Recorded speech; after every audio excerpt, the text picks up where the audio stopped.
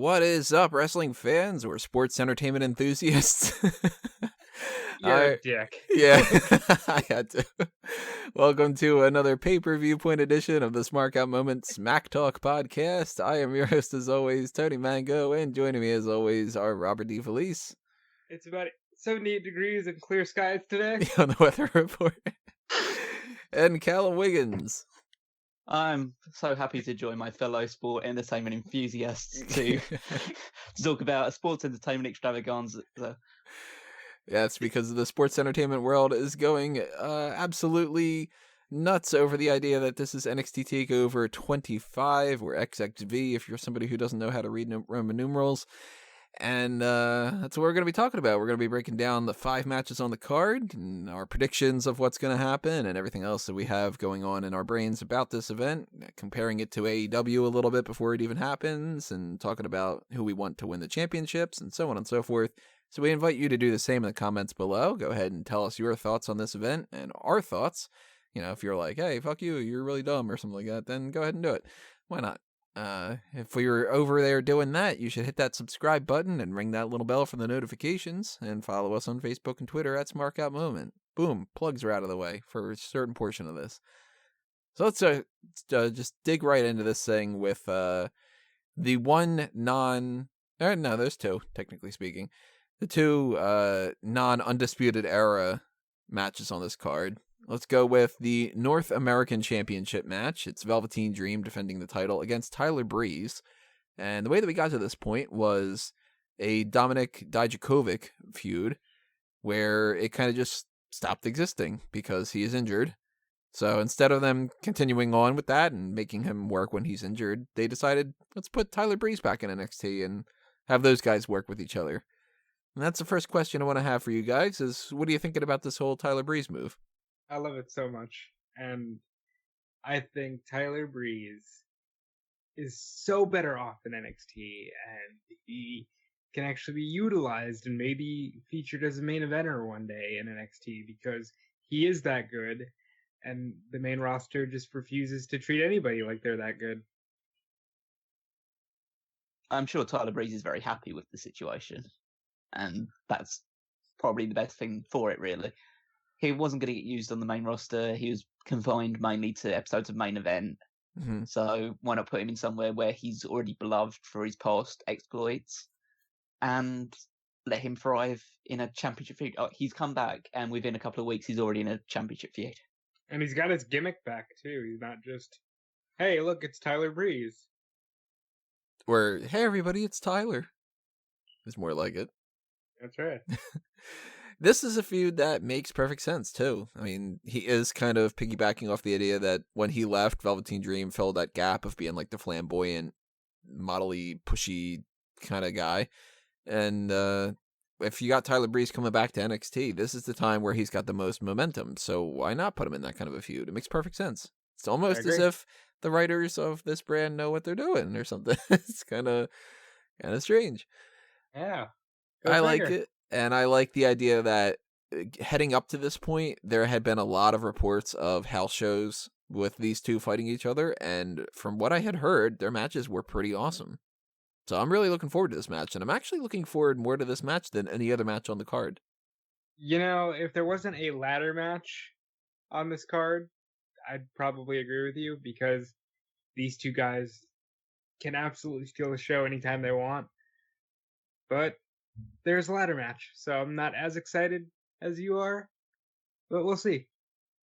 Well, the reason I don't pick the ladder match as being my top one is I feel like two of the teams are really kind of meh in certain regards, and every time that I say that the tag team match isn't going to be all that great compared to what it was before, they try to prove me wrong, and I want that to happen again. So it's like, I'm not giving you the credit. You have to earn it this time around, too. But, Velveteen Dream feuding with Dominik Dijakovic, I think, and then they transition over to Tyler Breeze, kind of spoils the end to me a little bit more of, I would assume that Velveteen Dream would win anyway, but now that I know that this wasn't even the planned match, that also kind of makes me just go, all right, Tyler Breeze isn't going to win, but stranger things have happened, and there's a chance that Tyler Breeze wins that title, if not just to prove the point that maybe he's going to be better booked this time around. Because keep in mind, Tyler Breeze, when he was in NXT, there was no North American title. And I think that if that title would have been around at that point, he definitely would have won it. Like, he's in that range. Whenever we talk about the idea that if there was a second world title, who would have won it? Like Owen Hart, British Bulldog, and Goldust, and Razor Ramon, and all these people. I think if the North American title were in NXT, you would have seen Apollo Crews win it. You would have seen Baron Corbin win it. Tyler Breeze definitely would have been one of those. Maybe that time is now. I 100% think Tyler Breeze is winning it. Really? Mm-hmm.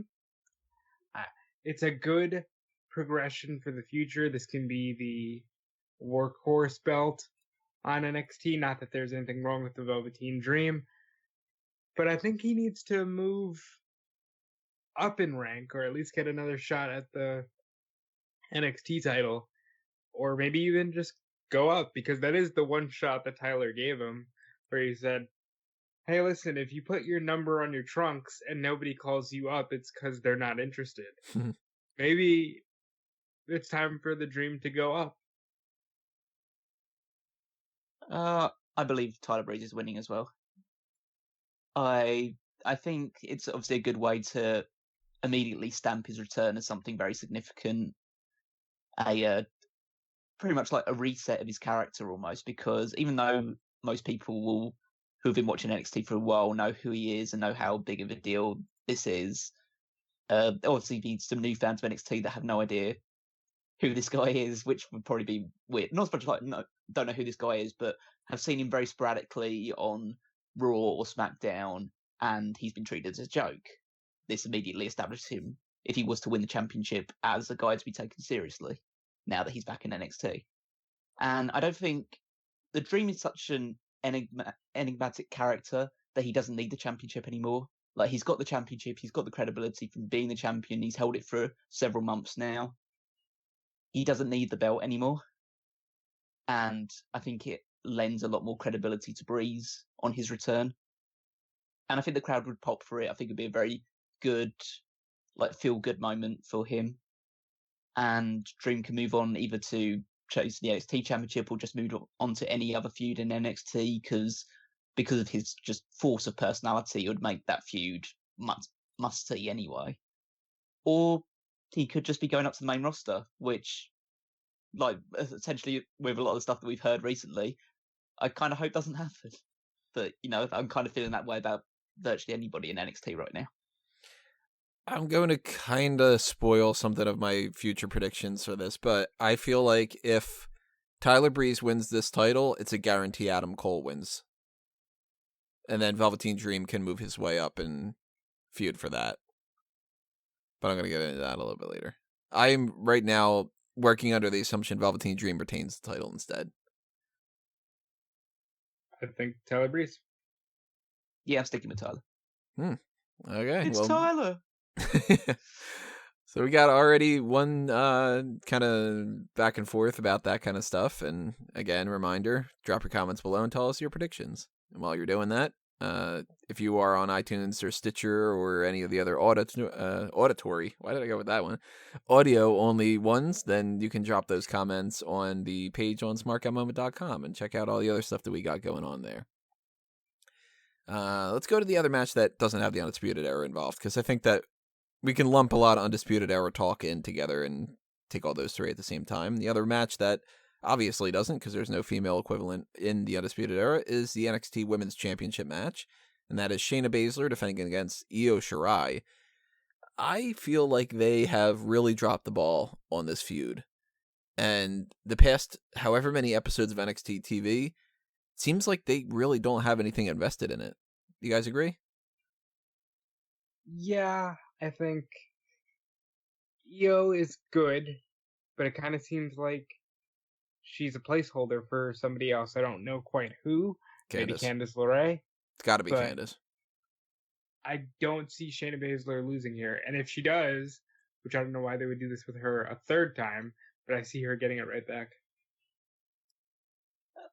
I kind of disagree. I think even though they haven't been predominantly featured or haven't been given like a real spotlight to showcase, the loss of Kairi Sane and the way that she was written off has at least given this feud a bit more intensity, I feel, because it's evoked more of a aggressive streak in Shirai, as opposed to the fact that she was just like the genius of the sky, like flying around, smiling on her face all the time. Now she's very serious and wielding a kendo stick, and she's really dangerous. And I think you need to have that sort of intensity to have a convincing match with Shayna Baszler. Because even though she could do all the high-flying stuff, and I'm sure she will, and it will make it look very slick, you want to have a lot of brawling as well, and a lot of just serious fighting. And I think in the way that they've presented the feud, it means that there's going to be a fair amount of just brawling on the outside, fighting in the ring, and then going into the spots, rather than just being Shayna doing her submission stuff and twisting of the limbs, and Io Shirai doing high spots. Well, Which the I match think will make it a better match. Go ahead. I just say I think it'll make it a better match. I'm looking forward to this. This is probably the women's match I've been most looking forward to in at least the last few takeovers. I think the match itself is going to be good, but I feel like the feud has just kind of been pushed aside, and kind of like random things have been filling it in. Like they've been building up Kushida a little bit, and there was like that random match with Raul Mendoza and Riddick Moss, and it was like, well, that didn't serve a purpose. Like stuff like that kind of, I feel like maybe this last set of tapings, they were just like, I don't know, let's just throw some shit out there. And this Io Shirai and Shayna Baszler feud, I was thinking, however many months ago when we were kind of like plotting out like potential futures, I thought that Shirai was going to be the next champion, and I don't think that anymore. I think that Shirai is just, like you said, a placeholder. Mia Yim is going to be the next challenger at Toronto, I think is the next one. Yeah. And then Candice LeRae wins the title at the one that follows that one, which I can't remember where that is. Chicago. Well, it will just be another War Games one, won't it? It'll be War Games, yeah. Yeah. That one's just War Games already? Well, yeah, that's- because Survivor Series is the one that'll happen after SummerSlam. Wow. Yep. Congratulations, guys. We're on the way to 2020. God damn it. I hate that so much.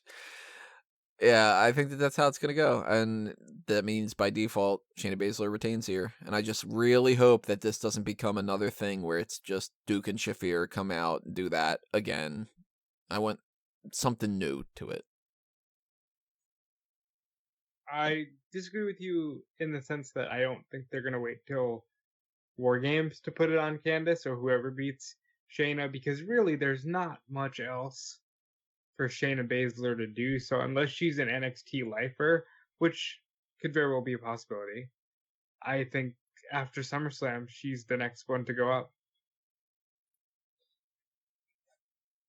I would probably say that it's probably most likely that Shayna Baszler wins this one. I wouldn't be surprised if Io Shirai did win the title, because there was the one thing that really caught my eye with the like in the most recent episode of NXT was Candice LeRae coming up to Io Shirai during her interview, and I don't know why, but part of me is thinking that Candice is turning, and that could be the feud instead, and that's the way you get the title on Candice. Candice is a heel, which obviously makes absolutely no sense with Gargano being the top babyface, but Gargano was heel while Candice was babyface, so I guess they could do a reverse on that side of things.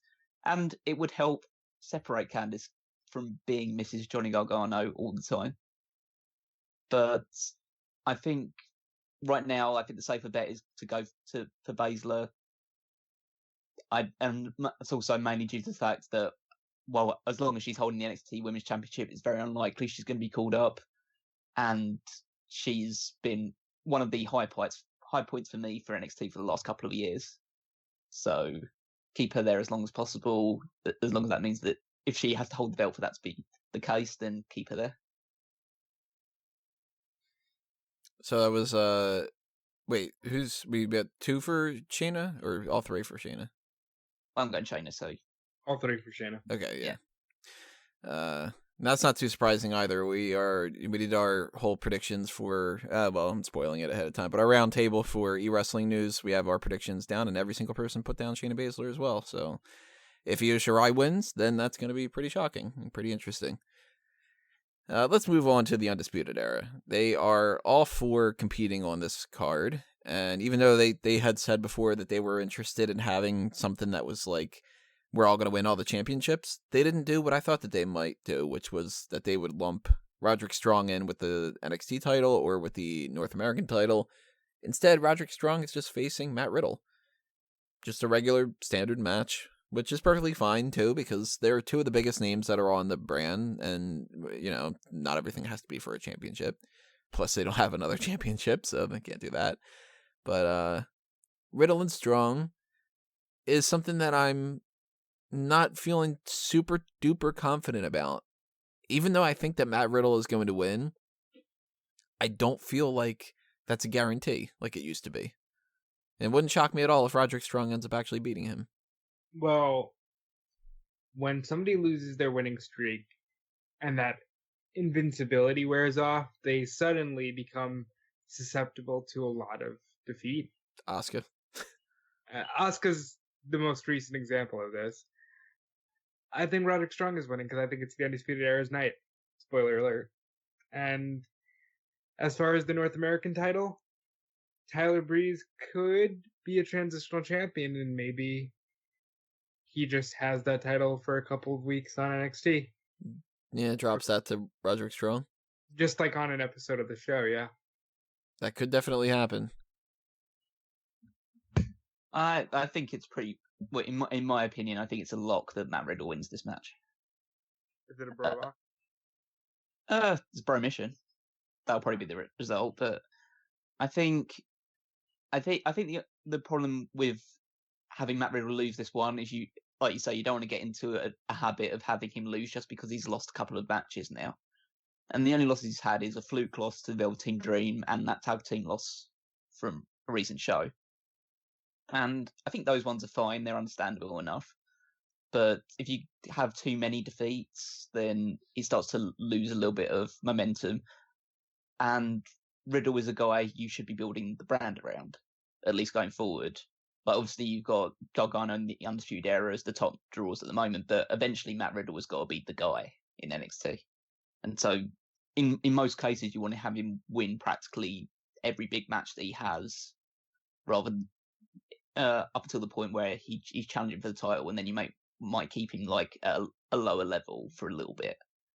But the reason why I think Riddle's winning this one is that it doesn't affect the Undisputed Era either way if Roderick Strong loses this match, because it's not for a championship. They could end up having Strong just attack Matt Riddle in an episode of NXT, and then they get thrown into a triple threat match with Tyler Breeze for the title, and that's how Strong wins it if they decide to go through that route. Or they could even do something which I kind of think maybe they might be leaning towards. They did this whole build of this idea that Roderick Strong and Adam Cole were having a little bit of tension between each other. And if Strong is the only one that loses, then maybe they piggyback off of that a little bit more. And then it's kind of like, all right, you need to prove yourself that you are somebody who can really hang it, because, again, I'm spoiling my predictions for later, but Adam Cole's got the NXT championship, and Bobby Fish and Kyle O'Reilly have the tag team championship. And what title do you have, Roderick? And then that's when he goes, you know what? Fine, I'll prove it. I'm going to go fight Tyler Breeze, or I'm going to go fight Velveteen Dream. And then that's what ends up happening. And that's why I'm not sure that I want to go with Tyler Breeze winning the NXT North American title, because I think that Velveteen Dream can still lose it. And they can kind of start to build this idea of Dream being a challenger for Adam Cole, and then eventually Matt Riddle being a challenger too. Because, you know what, fuck it. Why don't we do it? There's no need that we need to go segment by segment. NXT Championship match is Johnny Gargano versus Adam Cole. The Tag Team Championship ladder match is a fatal 4-way, and that involves the Undisputed Era, the Forgotten Sons, the Street Profits, and Danny Burch and Oney Lorcan. Here's what I'm thinking. Matt Riddle beats Roderick Strong. That puts Strong in a position where he needs to kind of prove himself a little bit more. Undisputed Era win the tag team titles, because look at the other three tag teams. It has to be the Undisputed Era in my mind. And Gargano's injury has me thinking they can't keep this title on him. Even though he's not supposed to be like, oh, I'm taking, 2 months off or something. I feel like they are going to switch everything over to Adam Cole and just kind of go with that. Because who else is going to be the challenger, And if you're putting all that pressure on the Undisputed Era, Strong has to win that North American title at some point. And making him lose here, and then, surprise, surprise, he wins that title, I think that's where they're going to be going over the next couple of tapings. But that's just a theory. The Strong and Riddle thing, like we have said, it's not for a championship, so it could be the other way. If Riddle loses, you guys are in agreement. He's losing because there's some kind of distraction, right? Yeah. Like, it's not going to be like Strong just straight up beats him. Unless Strong counters him real quick, kind of like the Dream did. Just sort of gets a pinfall out of nowhere. Yeah, like, it looks like Riddle's all but won, and Roderick just out-wrestles him for 3 seconds and gets out of there. I think, I wouldn't say interference, but I think it would be something like foot on the ropes or something along those lines. It wouldn't be a clean victory. Yeah, because he is a heel. Like, he can't just flat out beat him. Velveteen Dream could beat him because he's a babyface in certain regards. But, I don't say I'm really looking forward to that match. Riddle and Strong? Oh, yeah. Yeah. Because I don't think I've ever seen a Matt Riddle match that I haven't immediately fallen in love with. And Roderick Strong is like amazingly talented, and it'd be good to see him in a singles match for this instance when he's been contained for the tag team division for the better part of the last year. Yeah, it's been a while. When's the last time he had a singles match at a TakeOver? He never had that match with Bobby Roode on the TakeOver. He only had them on NXT. Yeah, so it's been a while, if ever. Yeah, it has been actually quite a while because he joined Undisputed Era like after the TakeOver last year, but the WrestleMania post WrestleMania, well, pre WrestleMania TakeOver last year, and before then he was having matches on. He was joining the AOP against in the War Games and all that other stuff. So I can't actually remember the last time he had a singles match. I'm actually beginning to wonder if he ever has. I don't think he has, because I think he was a part of another 6-man taking on Sanity. I don't think he's ever been in a one-on-one match. Well, we know he can deliver.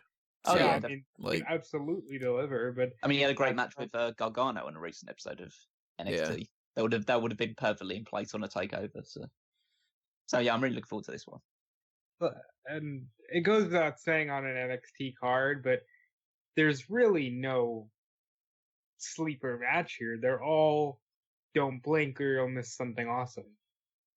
Well, that's where I get into the Fatal 4-Way ladder match, because I feel underwhelmed by the way that this has worked out. The Viking Raiders, they had this whole build-up where they were going to fight the Undisputed Era, and they dragged that out for a long time, and it's obvious that they dragged it out. It's not that they were like, well, we're going to slow build it or whatever. They had like a lot of stop and start kind of stuff going on. And even though that they won those titles, they didn't have a real long championship reign. Like, they had no real challengers for the most part. And since then, we've had this whole switch over where they go to the main roster and they have to relinquish the titles. And instead of losing the titles to anybody, because then that would have made them look bad, even though they haven't done jack shit on Monday Night Raw, they just go, all right, well, we need to fill in the blank a little bit. And this screams to me Asuka and Ember Moon. And that's underwhelming. So the build-up for this essentially was the Street Profits. And you would think if they were going to go in that direction, the Street Profits would be the ones that would be standing out as like the main challengers for this. And yet I feel like they have no interest in putting those titles on them. I feel like the Street Profits are there to be the next challengers. The Forgotten Sons are there to be just like another tag team and a heel team that if this were a pinfall match, maybe they would take the pin, but it's not. It's a ladder match, so you don't need to worry about that. And they have like no momentum on their side. They are boring as all hell. I'm not a fan of that crew. And Burch and Lorcan are great when they can go out there and actually just wrestle, but they have no personality, and I feel like that would be a step down for the division. So it has to be O'Reilly and Fish. It has to be the Undisputed Era that wins this, right? I think the fact that they bothered to put the Red Dragon combination is a bit of a tell that they're winning, because obviously Roderick Strong is the more capable, at least in the eyes of NXT, to be a singles competitor and a North American champion. But I will say, do not sleep on the Street Profits. I don't know why I would expect anything less, except I'm glad you finally got a little bit of sleep. More like the Sleep Profits, am I right? Hey! I like the Street Profits. I don't want it to come off as being like that. Like, I actually really wanted them to win those tag titles. If anybody's winning it that's not the Undisputed Era, it's them. It has to be. But I just want to gush for a minute about the quality of this match, which will be off the charts. Wesley Blake, when he's in a tag team situation, can be really good. I always enjoyed Blake and Murphy as a team. See, I didn't. And that's, more than anything, the Forgotten Sons is the part of this match that's making me go, man, we're not in that era anymore, where we had, like, American Alpha and the Revival and DIY and the Authors of Pain, and those were, like, some real high-quality matches. And I'm like, now we got the Forgotten Sons, we got Blake and Cutler. Like, Lorcan and Burch and Callum, I'm sure you'll get where I'm going here. It's like Regal and Taylor, but with so much more explosiveness. And if anyone's going to be the sleeper MVP of this match, it's Lorcan and Burch. I can't wait to see them suplex everybody onto ladders and just add that element of realness and grittiness that this match needs. But at the end of the day, as no surprise, I'm a homer for these guys, it's Undisputed Era's night. And they've carried NXT as a brand for the last 2 years, and I don't see any reason they should stop. well, if he's a homer for that, then Callum, who are you a Bart for? Well, if we talk about the tag team ladder match, three things. First of all, the idea of having the Viking Raiders just have to relinquish the championship as opposed to lose them is fundamentally stupid and flawed. And it's one of the rare things that I can just look at NXT and say, you did something really, really stupid and you should feel ashamed about it. Because at the end of the day, it's a fatal four-way tag team match. Either have them wrestle on this show and have them drop the titles here to whoever you're going to do it in a fatal four-way match so you don't have to get pinned or lose the championship by like making them look bad, or have them drop the titles because at the end of the day, it's wrestling and you're supposed to do the honors on your way up. Everyone else has done it. I don't see why they're any different, especially due to the fact that they haven't actually wrestled, I don't think, since they left NXT. And not if you're Neville, you don't do it. You just don't lose at all. Yeah. Secondly, I think it needs to be pointed out that on the Wikipedia page for NXT TAKEOVER 25, the Forgotten Sons are referred to as the Forgotten Sons. Without the R. Forgotten. Oh, they forgot the So R. someone got the R. Yeah, they've got the R on this one. So I think that's pretty much all you need to know about the Forgotten Sons. And thirdly, very much looking forward to this match because it's a fatal four-way ladder match, so it's going to be exciting no matter what. The Forgotten Sons will do some stuff, and the crowd will get really. They're like in the previous ladder match they had, the big 6-way ladder match that was a 5-star classic. They're taking the role, I think, of a Lars Sullivan, where when they're climbing, everyone's going, "Oh no, don't win this match! Don't win this match! Don't win this match!" And everyone else, they'll just say, "Oh well, yeah, we'll take this one." Yeah, if you see like Cutler starting to climb, people are gonna be like, and then if like Angelo Dawkins comes out, they'll be like, all right, yay, woo, yay. I imagine if this was WWE booked, then they would just have all teams get taken out, and Jackson Riker would climb and grab the championships instead. Mm-hmm. Unfortunately, I've thought about that actually, but I don't think they'll go that route. Lorcan and Burch will have a great match, but they have no chance of winning. And I'm going to differ from the majority and go for they need to put these titles on the Street Profits. If anything was displayed to me by the previous two matches they had for the championship, is that the crowd are so ready for the Street Profits to have the championships. I think, even though the Undisputed Era is incessantly popular and a very big deal, the Street Profits are the most popular team in NXT right now, and they've been there long enough that as soon as you start giving them opportunities like this and they don't deliver, eventually the crowd is going to wane on them, and they're going to lose the popularity they've built up. So I think I would say it's now or never, because you could have the Undisputed Era win and they'd be the next challengers. But I would say in that regard, the Street Profits have to win on their first attempt. So it's not an all or nothing situation, but if they are going to do something with the Street Profits and promote them as a big deal, then this is one of the last opportunities to do so. Well, what do you guys think about this whole Bobby Fish injury? Do you think that that's going to be something that we need to watch out for in this match? Or is that just going to be the type of thing where early on he takes a bump and they kind of write it off as being like, all right, he's not going to be too much of a part in this match and it's going to be Kyle O'Reilly's show? Like that kind of thing? I hope he's all right. I think he'll be fine. I mean, if it is, I hope he's okay, obviously. But if it isn't, then we have seen the Kyle O'Reilly show before when they had that triple threat tag team match a couple of years ago. Where Roddy obviously joined eventually, but it was Adam Cole taken out for the entire thing. And if anybody can wrestle a tag team match on his own, it's Kyle O'Reilly. Yeah, I would watch the Kyle O'Reilly show. So I don't think it will impact the match too much, because again, you have 7 other bodies to do most of the work. So even if he does have to take it slightly easy, I don't think it will affect it too badly. And his mustache gives him extra powers anyway. He'll be all right. I would say that the one spot to look out for in this match is obviously a frog splash from the top of the ladder onto somebody by Montez Ford. That has to happen at some point. And considering the height that he gets on an actual frog splash that he gets from the corner, he might touch the ceiling before he comes down. I like Montez Ford. I think that he's one of those underrated, untapped talents that they got. If they go with... Well, you know what? That's the weird thing. I was going to say, if they go with the Street Profits, who challenges them, and it's the Undisputed Era and the Forgotten Sons, who the fuck else do they have in the tag team division right now? They don't really have any other tag teams other than these 4, don't they? Well, they occasionally bring in, like, Bartel and Eichner.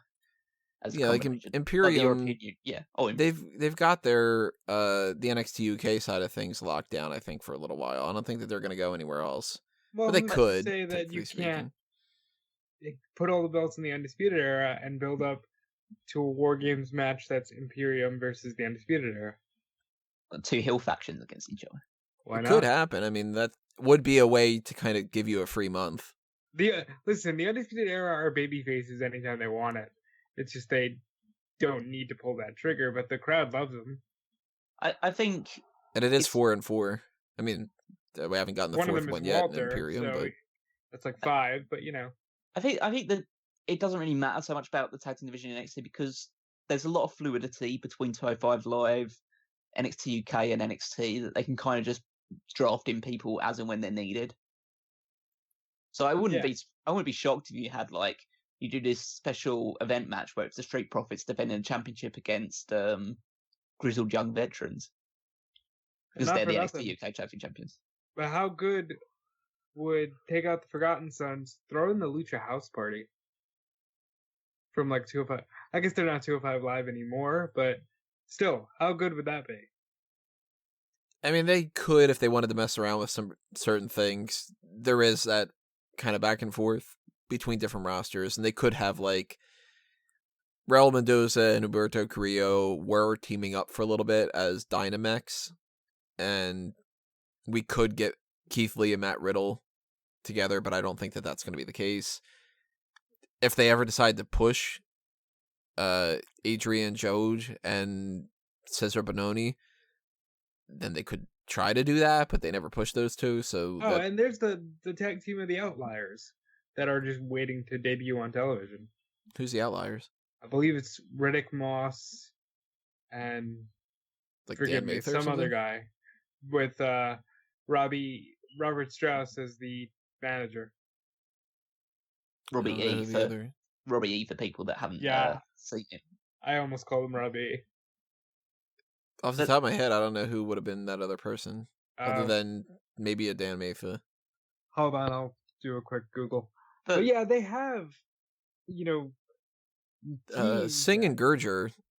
That's not really like a babyface tag team, but that's another one that they still haven't put out there. Like I guess more than anything, what they need to do is they need to just be like, all right, Dan Matha. It is Dan Matha. Okay, it makes sense. Because Sabatelli was making a big deal out of Dan Matha in that combine thing, so I figured that might be the case. But I'm feeling like more than anything that they need to just say, all right, Performance Center people, you're on the main NXT roster. Like, let's actually move up Eric Bugenhagen. Let's actually move up. What's Punishment Martinez going by now? It's Judas. Is it Judas? No, it's not. It's something with like Damian Priest. Yeah. Okay. You got to bring him in. Priest. You gotta go with these people, and you gotta like how long has it been that Babatunde has been a thing, and they haven't even put him on a single episode of NXT that I'm aware of? Well, Babatunde is now being managed by Stokely Hathaway, aka Court Moore, aka he has another new name that I don't know right now, but he's coming up as well. I think you're going to see a very different NXT very soon because you're going to see a lot of managers and a lot of fresh faces. Well, see, I don't know whether you're going to see too much of a different NXT because, well, I don't want to shit on WWE too much, but you have to imagine that certain people are trying to dig themselves in to stay in NXT as long as possible. If the rumors of the main roster are true. I imagine, spoiler for the main event, I don't know what he does if he loses, but I imagine Johnny Gargano never goes to WWE. He has to. They'll put him up at some point. It's just that they can't lose him right now, and they don't have any. I mean, look at like Buddy Murphy on SmackDown. They haven't done anything with him for a while, so I think it's kind of like maybe that's one of the people that Triple H is like, Vince, no, I have to have some people in NXT, and if you bring him up and you have nothing for him, it's gonna be pointless. Like I think that might be the argument. But I think even if there is like a reset of talent that comes in, what has NXT ever done to suggest that won't go well? Nothing. I'm just saying that there will be new faces soon. Yeah, kind of like, when we transition from AOP to, the kind of tag team scene we have now. Yeah, I understand that, but it's just a case of, I mean, this is what the developmental territory is for. It's to eventually give them exposure on a different platform. And I do agree that it seems that some people from the developmental side of things have been in developmental or been on live events for significantly longer than others. But then again, most of the people that are wrestling week to week on NXT have already made their names in other promotions. It's the ones that are just WWE born and bred that are actually more likely to be doing live events for 2 or 3 years before getting onto the actual show. It's been a bunch of years for some of these people. I mean, I brought up Babatunde. He was in the Andre the Giant Memorial Battle Royal the one year? Or no, it was the Greatest Royal Rumble. Yeah. Well, yeah, so, but that's... he gets up to a main roster Saudi Arabia thing at random, and he's not even been on NXT. Like, well, it's not random. He's huge. Yeah. He was just a big guy that Vince McMahon found out about, and he decided, we'll put him on this show. In a Battle Royal where he doesn't actually have to do anything like that's actually wrestling. Yeah, but still, like, that, I think, should have been one of those moments where they would have said, do you have what it takes to go onto the main roster, at least in the next 7 months? Well, and he hasn't. They're trying to do something specifically with Babatunde. He was going to be Leo Rush's heavy. They moved Leo Rush up really quickly, so he had to wait around. Yeah, I think Triple H and Vince McMahon have very different anticipations of what a ready person is. Like for Vince, and again, I don't want to speak for him, but for Vince, it appears that if you look like you're the part, then you're the part. Whereas Triple H works for these guys probably on a closer basis, or he gets feedback from the coaches and people in developmental, and so he knows just tell the truth. He's a wrestler, so he he knows that these people have potential, but he knows that they're not ready yet, and he won't put them on until they're ready because he doesn't want them to embarrass themselves immediately. And Triple H is a good guy. Yeah, it's just because I'm sure that with his size and athleticism, Babatunde could eventually be a really big deal. But if he's not ready yet, and he goes on and people just say, "Well, this guy sucks. He clearly can't wrestle," then that just ruins every potential that he had in the first place. Mm-hmm. So I'd rather them wait until he is ready, and then if he does end up like being bad anyway, then they gave it the old college try, and it's done essentially. And they move him up to the main roster, and but I appreciate they seem to be giving him every opportunity to develop his craft before just putting him out there to the wolves essentially. Update on Bobby Fish. He's apparently going to be healthy enough that they added him to the end of June. There's going to be some Evolve shows that he's just been announced for. So, oh, that's good. Yeah, he's healthy. So the way that I'm looking at this is kind of the Undisputed Era are the team that pretty much is going to win. Yet, at the same time, Burch and Lorcan and the Street Profits are the only babyface tag teams that they've got. So if they don't feud with those two over the next 2 takeover events and stuff, then you're going to see some kind of like random pairing of people or a heel versus heel kind of thing or something. Whereas the Street Profits, at the very least, if you want to play the numbers game, they could have a feud with the Undisputed Era. They could have a feud with the Forgotten Sons. They could have a feud with Singh and Gurjar. Team 3.0, I think, is supposed to be a thing. And if I remember correctly, they were heels, but I don't know for sure about that. Yeah, they did sign 3.0. And I don't know anything about them, so maybe they are baby faces, and if that's the case, then that works more in the Undisputed Era side of things. But, you know, they've got, like, the Singh and Gurjar thing. They've got... Alright, you've said that name 4 times. I have no idea who Singh and Gurjar are. Yeah, they were the guys that were in that Battle Royal in Worlds Collide. Oh, well, okay. The really giant, I think that they're from Saudi Arabia or something like that. They're some kind of, on like the Middle Eastern side of things. But obviously by their names, Rinku Singh and Saurav Gurjar. They've got that idea of the whole Dan Mathan, Riddick Moss thing. Like, they are definitely like a heel tag team. So if the Street Profits were to win, there's a possibility they've got enough tag teams to feud with for a good year. But I gotta go with the Undisputed Era more than anything else. I feel like when WWE gets to a point where they don't know what to do, they go with what's the fallback option, and then we'll figure it out afterward. I'm going Undisputed Era. I think they end the night with as many titles as possible.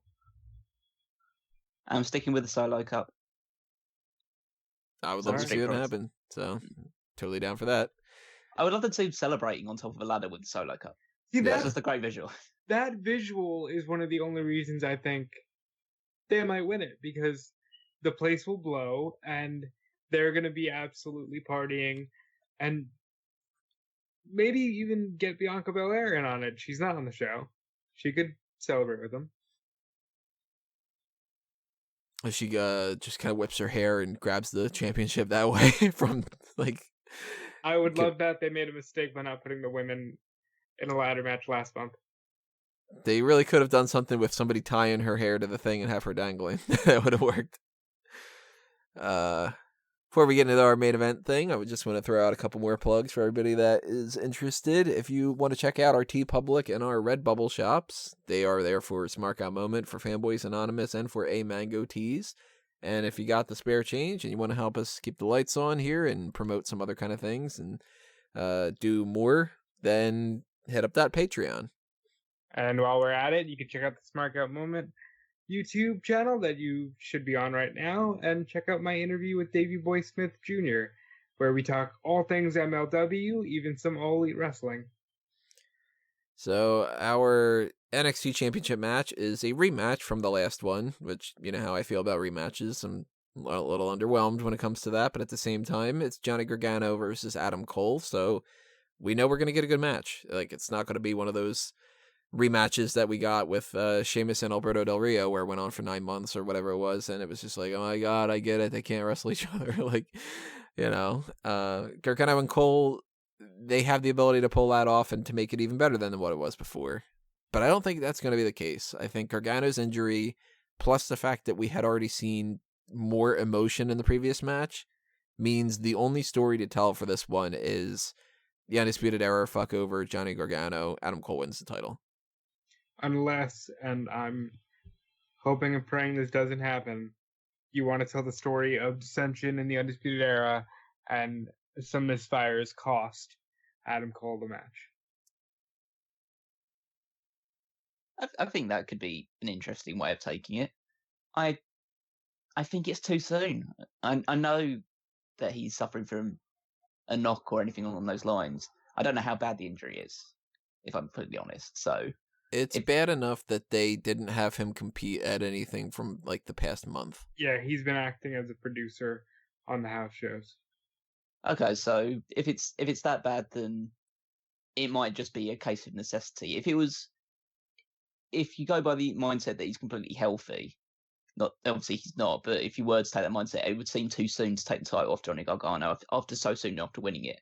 But then again, the babyface is usually about the journey of challenging for it, and then when they win it, it falls flat.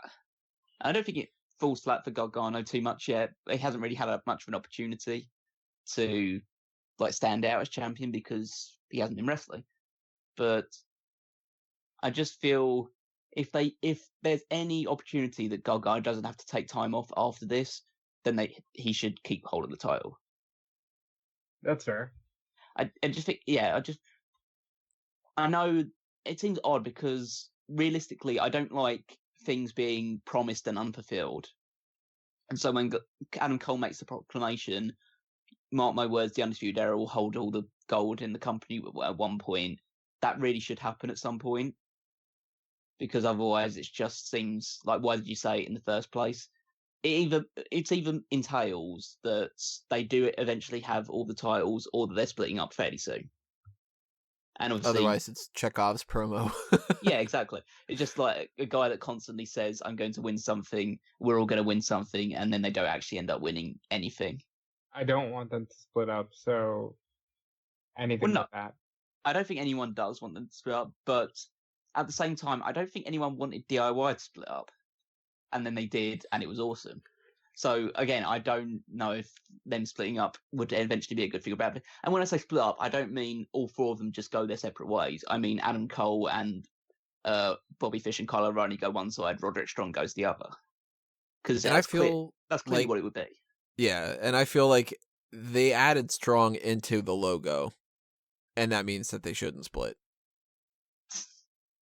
Like, that's kind of like they... No, but I agree with Tony 100%. They just bothered to add him to the logo and add him to the t-shirts.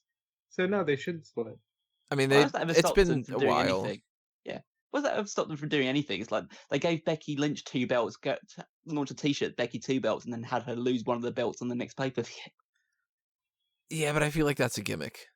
Yeah, no, like, that's why I didn't buy into that lasting for a long time as it was. And I feel like when they switched over Roderick Strong, that was them being like, all right, this is where we're going. And it's been a long enough time now that they could go away with that and they can do that. But I feel like when the Undisputed Era splits, it's everybody. Because it would be weird to go back to the previous version of the logo, you know? And I think all four of them are talented enough that they'll do fine. But the faction is so good, and you're wasting something that the main roster doesn't have if you don't keep this unit together, should you ever want to call them up. Plus, you could do Velveteen Dream challenges Adam Cole for the NXT Championship. Matt Riddle challenges Adam Cole for the NXT Championship. Keith Lee challenges him. Those are 3 top... I mean, they haven't really pushed Keith Lee too much, but, you know, give him a month of a build, and he's a top challenger too, and eventually, Tommaso Ciampa is going to be ready to go. And they pretty much turned him babyface when he did that. So, who's to say that if Adam Cole wins the title here and Johnny Gargano takes a little bit of time off and they do something where it's kind of like at War Games, they wait a little bit of time and they do this whole Imperium type thing or something, which, hey, very well could happen. But maybe around the WrestleMania match for next year, maybe it's Gargano versus Cole versus I don't know, Ciampa versus Velveteen Dream. And it's Fatal 4-Way for the title. Or, you know what I mean? Like, they have a little bit more, I think, with Adam Cole as champion than Gargano as an injured babyface champion with no challengers. Because who's the next heel? Yeah. And there's Kushida, too. Totally forgot about Kushida if they want to build him up to that point. Who does Gargano fight after this? Dijakovic is injured. Keith Lee, Matt Riddle, Velveteen Dream, they're baby faces. Dream could, of course, play the heel, but that's a different story. Strong is in Undisputed Era, so it's just the same thing again. You know, I feel like this kind of has to be Adam Cole, which really sucks for Gargano. But let's be fair. The money is in the chase for Gargano. Uh-huh. So maybe it's better this way.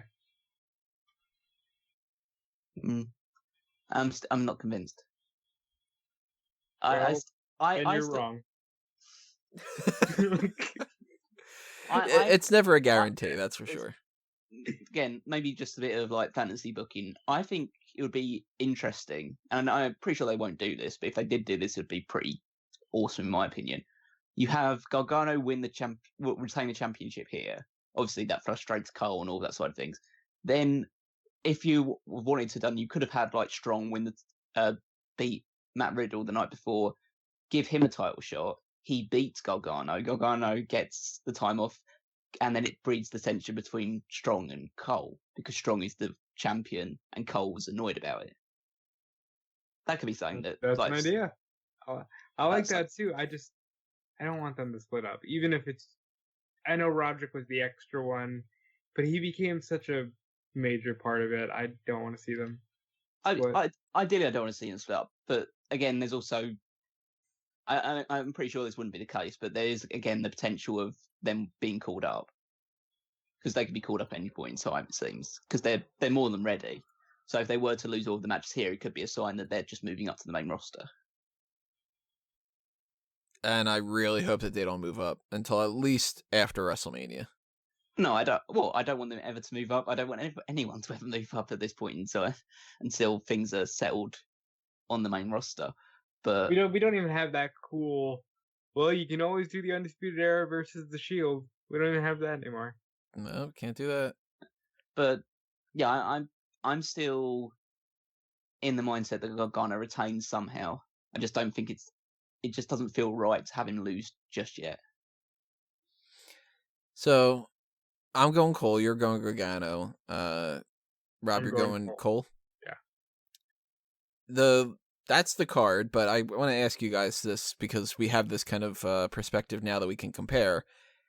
Double or Nothing or TakeOver? What do you think is going to be the better event? TakeOver. I'm going with Double or Nothing. I'm thinking TakeOver as well. Double or Nothing is going to go down as a far more important event. Mm-hmm.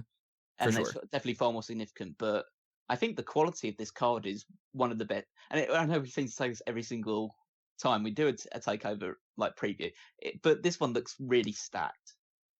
Like there's not going to be anything that's like dross or bad in this card, based on the people that are on it. Yeah, that's true too. So it's going to be a lot shorter, a lot easier to take in. You're going to get 5 pretty excellent matches. Like I don't think there's any one of them has. Obviously, everyone always has the chance of like disappointing, but based on previous takeovers, that's not going to be the case. And if all of them deliver how they can deliver, then it's going to be an awesome show. So I just always look forward to takeover things. It's just a really exciting like night of wrestling. I will say the one thing this card has is it's going to be a lot shorter, which will make it a lot better, almost by default. You know. Do you guys think that this is going to turn the tide a little bit more towards WWE, where people aren't going to be crapping on them just as much? No. Nope, because NXT is separate. Yeah. Yep. Callum knows. Yeah, it's not WWE. It is WWE, but it's not WWE because let's face it, when people criticize WWE, they're not criticizing WWE, they're criticizing Vince McMahon, and Vince McMahon doesn't touch NXT, so it's a different entity. And he doesn't touch 205 Live, that's a different entity as well, and NXT UK. Anything that he doesn't touch, fans are willing to get behind and get excited about. It's the things that he touched that people get upset about. Like, if this show was perfect and somehow it leaked from Meltzer or something that Vince McMahon touched it, it's suddenly bad.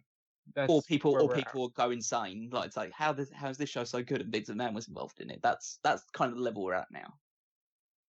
So I don't think it definitely won't turn the tide of things in regards to like saying, oh, people are happy with WWE rather than AEW. They'll probably just be more along the lines of saying, oh, NXT is still great. So even if I don't enjoy what AEW are doing, I can watch NXT and it's great. That sort of thing. Yep. I'm hoping for WWE's sake that this does something that makes people go, all right, AEW had this show that turned a lot of heads and they got a lot of momentum on their side and all this other kind of stuff, but at least we can depend on NXT. Can I ask something? Just sorry, forgotten this. Go for it. Why do you want WWE to get some sort of credit? It's not so much that I want WWE to get credit, it's that I want there to be hope. Oh, Like, well. We all want hope, Tony. We live in America, Tony. Are you keeping an eye on the rest of the world? I'm trying not to because it's too sad. That's the problem. I do appreciate the hope side of things, and I can definitely appreciate like wanting to think that there's going to be some sort of change coming, and there will be in the next few years because eventually time will take its toll on somebody. But it's just I don't have the hope. That's the thing, and I want it to be this type of thing because I mean, let's not mince words here. The difference is if you are watching NXT, it tends to be fun, tends to be booked really well.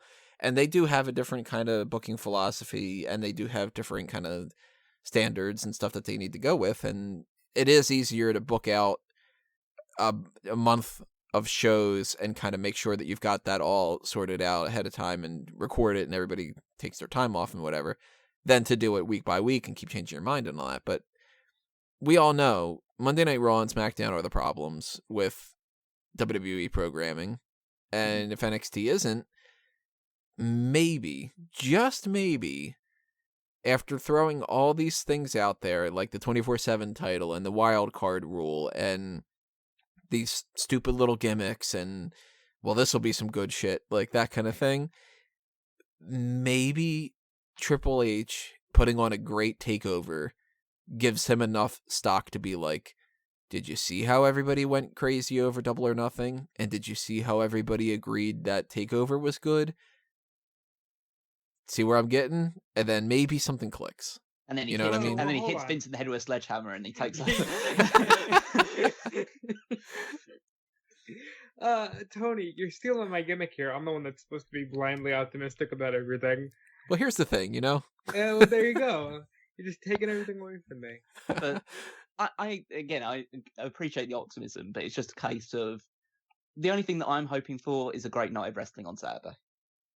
And I assume we're going to get that because the show looks great. And then everything else that follows past it just follows past it. And just stick to this one show at the moment. It's the type of thing where I'm looking at that going, I'm going to really enjoy TakeOver. And then I need to start planning out for Super Showdown. And then I get all sad. Yeah. Yeah. That's right. Although I will admit, though, Super Showdown still doesn't look on paper to be that bad of a card. But I just don't have faith in it. And when I look at these two events and stuff, I'm like, they could be night and day. This could be one of those rare instances where something clicks. Maybe it obviously could click in the opposite direction, and maybe this could be the type of thing where it's like TakeOver gets this weird puppet trick kind of where people start getting involved that shouldn't have been involved to begin with, and maybe this ends up being like the worst TakeOver for like weird ass booking decisions or something. I don't know.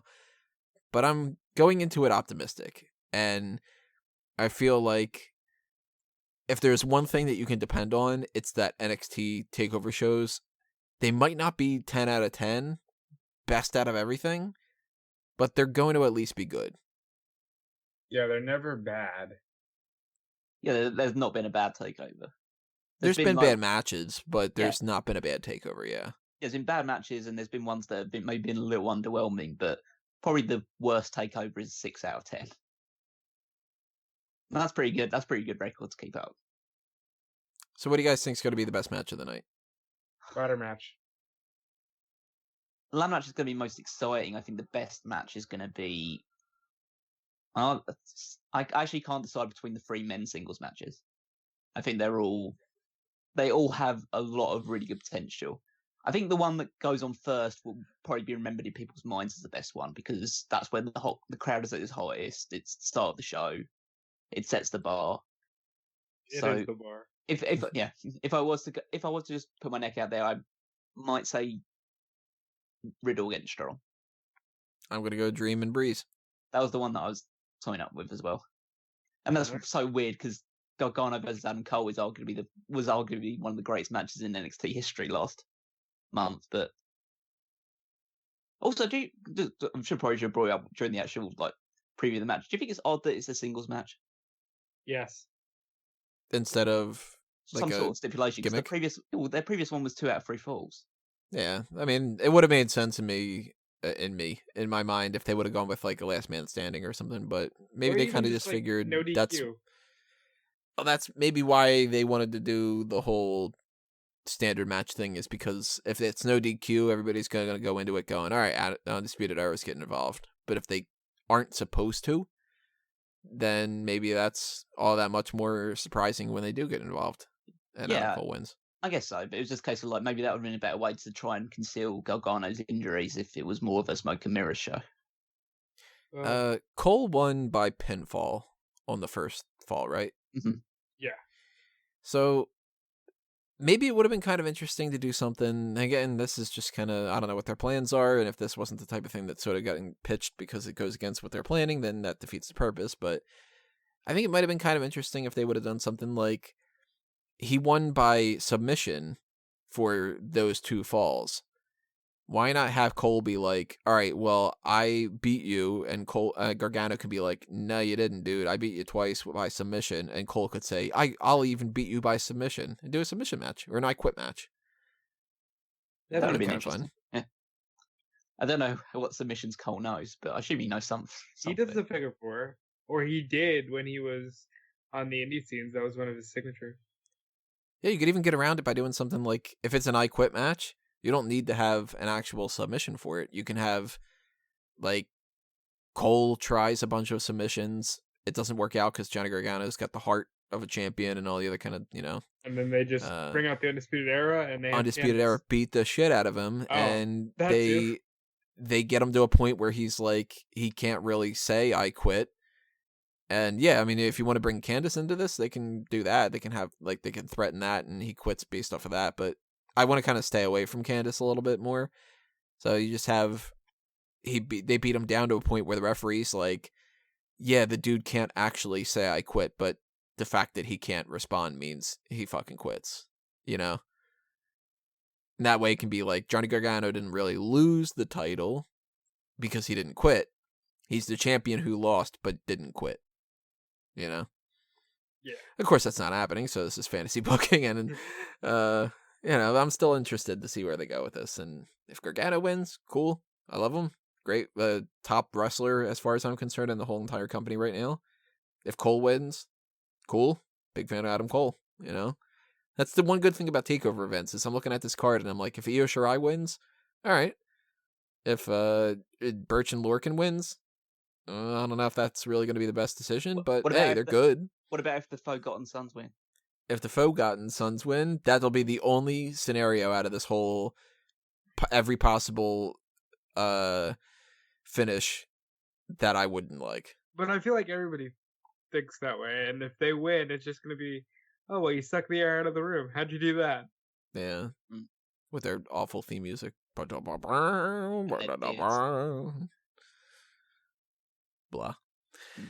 Yeah, so that's TakeOver 25. Oh, actually, you know what? One thing I wanted to just mention real quick. What do you think about the name? I really like it. I like it. Yeah, it's good. It's a real, commemorating the occasion. I actually wouldn't mind if they had that more a little bit. I'm sure they do it for 50 or stuff like that.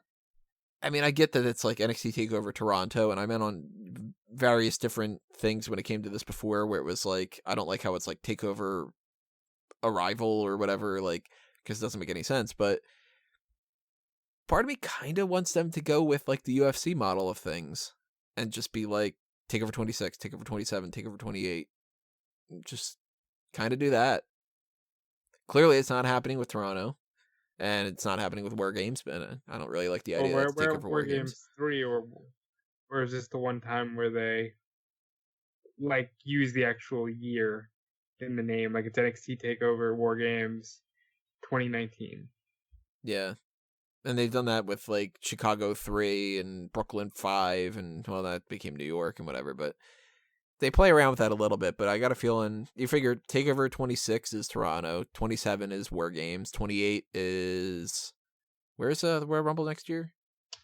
It's not Phoenix, that was before. Houston. So they got that. 29 is the one before WrestleMania. So the one after Mania next year is going to be TakeOver 30. Go with TakeOver 30. Don't go with like TakeOver, I don't know. Where's SummerSlam next year? Actually, it might not even be SummerSlam, but I think that that's something that they can go with going forward. I would like that quite a bit. I like the logo too. It's very simple. Yeah, I'm with you. Alrighty, well, that is it for the predictions talk. Again, reminder, drop your comments below, whether it's on smarkoutmoment.com or the YouTube, which you should be subscribed to, and tell us what you think about what's happening at TakeOver 25. We did most of our plugs out of the way, but we still have a couple more here, so stay tuned and listen to that over the next minute or so, because why not? One of them being 2001, A Wrestling Odyssey, is up on the channel if you have not checked that out yet. That came up on Tuesday, so go back and listen to that one. Go back and listen to the mailbag that we did for May. And, of course, we are going to be doing the post-show for TakeOver, so stay tuned to that on Saturday night. And next week is going to be the Super Showdown, so we need to start getting into that kind of stuff. And then so on and so forth going forward. So that's what that bell notification is for, and the following on Facebook and Twitter of Smark Out Moment. That's when you get aware of when these things get posted. I'm going to pass this around for the other people to give out their plugs, though. So, Callum? You can follow me on Twitter at Wigmeister14. Check out all of the weekly stuff on smarkoutmoment.com, including the power rankings, which I provide. And also the Triple Threat, Cheap Pop, Cheap Heat, Women's Wrestling Weekly, all the great stuff there. Battle of the Brands as well. Can't forget your one, Tony. And like Tony mentioned, 2001, A Wrestling Odyssey. Obviously, you had Tony said the May edition only recently came out. 3 hours of me and Rob talking about all things 2001 for the month of May, including reviews of Insurrection, Judgment Day, and a great Raw main event match. And there's obviously all the other episodes from January all the way through to April, including a special on WrestleMania X7. So if you haven't checked those out, then go find them in the archives of Smoke Out Moment and pass it over to Rob. All right, and you can follow me on Twitter and Instagram at DudeFelice. Check out the WrestleZone Daily, Monday through Thursday on Facebook.com/WrestleZone.com. Check out eWrestling News, because that's my main site these days. And, of course, check out all the weeklies. All right, everybody. Check out fanboysanonymous.com if you're interested in those other kinds of things that aren't wrestling related.